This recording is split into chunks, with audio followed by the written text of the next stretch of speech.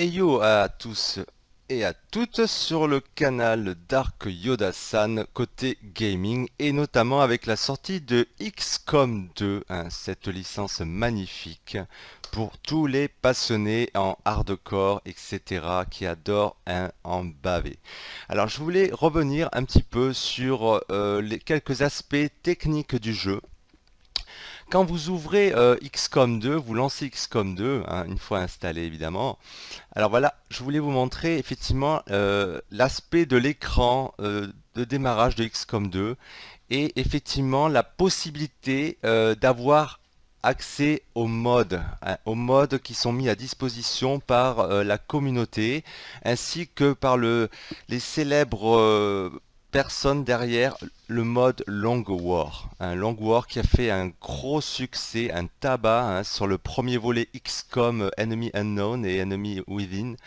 Vraiment quelque chose qui a été très bien reçu par la communauté des gamers. Donc ils ont lancé leur propre studio, Long War Studio, et ils ont mis des modes à disposition déjà, effectivement, sur XCOM 2. Ils travaillent en partenariat avec les devs de Firaxis.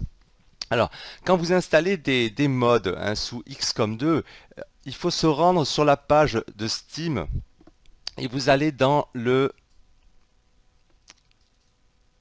Alors, par exemple, on va sur la bibliothèque, vous allez sur le hub de la communauté.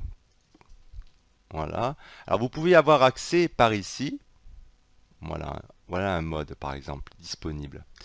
Mais vous pouvez avoir accès aussi par l'écran d'accueil du jeu dans Workshop, c'est-à-dire l'atelier. On va y jeter un œil. Alors, l'atelier, voilà, c'est là où va s'afficher tous les modes disponibles pour le jeu, mis à contribution et mis effectivement à disposition des gamers. Alors, ils sont notés, effectivement, suivant l'accueil. Moi, je vous conseille fortement d'installer le Free Camera Rotation, qui permet un mouvement de caméra libre sur les touches directionnelles Q et E pour tourner gauche-droite.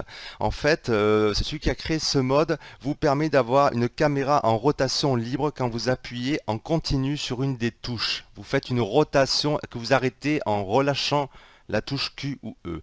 Donc pour l'installer, c'est très simple. Vous cliquez sur le mode qui vous intéresse et par contre vous vous abonnez. Voilà, vous faites abonner. Voilà, vous êtes connecté à votre compte Steam et vous vous abonnez. Et une fois que vous lancerez le jeu la prochaine fois, il va télécharger via Steam. Ça va télécharger le mode directement et ça va l'installer de sorte que effectivement, quand vous lancerez le jeu, vous l'aurez dans la liste des modes disponibles sur cet écran de lancement.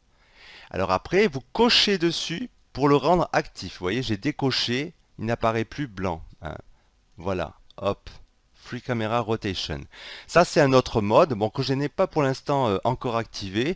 Je voulais voir un petit peu, je m'essayais. Je préfère lancer la campagne bon tranquillement. Surtout un jeu qui va durer un petit moment en ce qui me concerne, étant donné que je compte le jouer en hardcore, en mode impossible, classique Iron Man à une seule sauvegarde. Donc voilà, ça c'était un premier point. Ensuite je vais vous montrer un petit peu dans le menu. Donc vous lancez jouer évidemment, lol. On va lancer le jeu. Alors je vais revenir sur quelques aspects d'optimisation parce que il est clair que XCOM 2 par rapport à son prédécesseur est un jeu beaucoup plus gourmand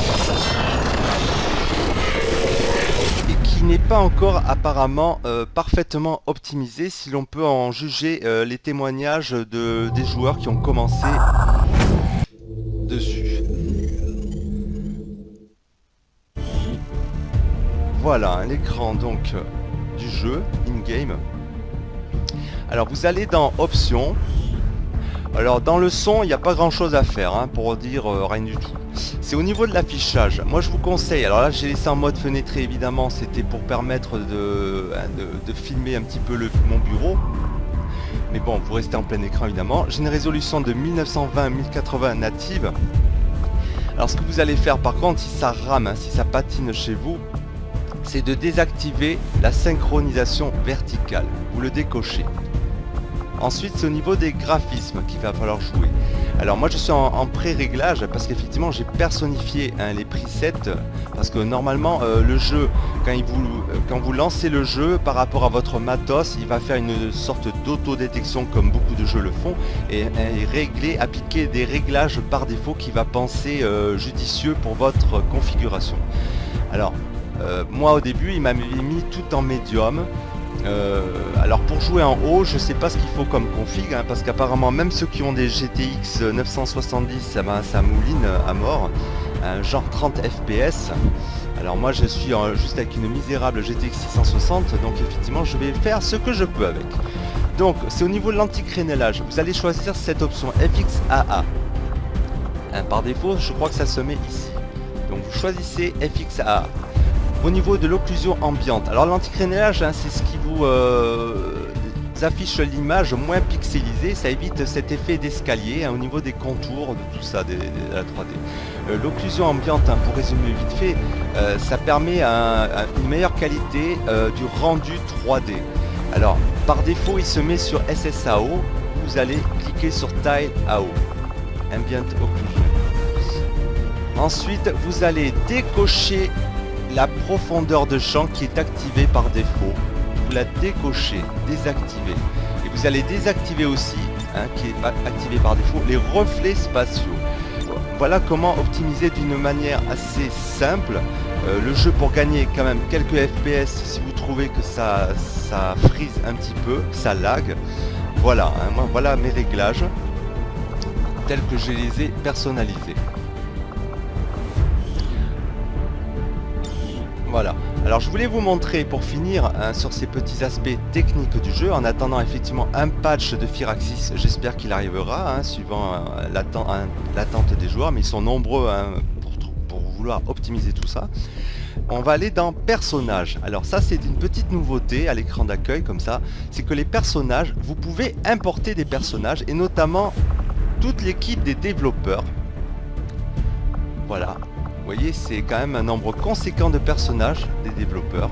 Alors, si vous cliquez sur un des personnages, voilà, vous voyez un des développeurs. Donc vous pouvez customiser le visage, la couleur de l'armure, la couleur de la peau, etc. Il y a toutes les races disponibles. La classe du soldat. Voilà, donc vous pouvez faire donc importer personnage. Vous aurez toute l'équipe de développeurs dans les groupes importables et vous faites importer. Voilà, ils seront disponibles dans votre pool de personnages. Alors moi ce que je vais vous montrer c'est comment, par contre, ce qui est intéressant, utiliser la fonction créer personnage. On va créer un personnage à l'arrache, vite fait. Voilà, donc vous avez des presets de choix de visage. Waouh. Bon, c'est pas grave, Vous pouvez lui donner une voix internationale. Il y a quelques voix internationales disponibles, italien, espagnol, allez. Voilà. Donc, vous choisissez de créer un personnage. Où c'est qu'il est passé? Voilà. Ok. Donc Andy Cole, on pouvait choisir aussi de renommer le personnage. Vous cliquez dessus, vous faites exporter la sélection. Alors en fait les groupes importables, il y a déjà deux groupes prédéfinis, développeurs et le groupe Demo Replay. Vous allez créer un nouveau groupe. Alors moi je vais l'appeler Dark Yoda. Lol. On confirme. Voilà, un nouveau groupe a été créé. Validé. On revient en arrière, on choisit Andy Cole, le personnage que vous venez de créer, et vous faites exporter la sélection et vous choisissez le groupe que vous avez défini, Dark Yoda. Copier Andy Cole, ok, dans le groupe, oui, on confirme. Les personnages suivants ont été copiés dans le groupe sélectionné, Andy Cole, voilà. Alors ce qui est intéressant, vous revenez dans votre gestionnaire de fichiers de Windows et vous allez vous rendre dans Documents, c'est là où se font les sauvegardes du jeu. Dans My Games. Donc My Games, le sous-répertoire XCOM 2, XCOM Game, et là, caractère pool, voilà. C'est là où se trouve tout votre pool de personnages, et là vous choisissez le sous-dossier Importable. Voilà. Et là on retrouve effectivement le groupe que j'ai créé à mon nom, Dark Yoda. Alors ce qui est intéressant, c'est que vous pouvez partager donc ce genre de fichier en .bin avec des potes et tous les joueurs qui le souhaitent éventuellement. Et après, ils auront plus qu'à copier le fichier .bin dans ce sous-répertoire Nportable XCOM Game, XCOM 2, My Games, document. Voilà. Ok les loulous. Alors maintenant, on va se lancer un petit peu dans la prochaine mission. Donc je vais arrêter sur cette vidéo pour lancer la prochaine mission. Donc voilà. À bientôt.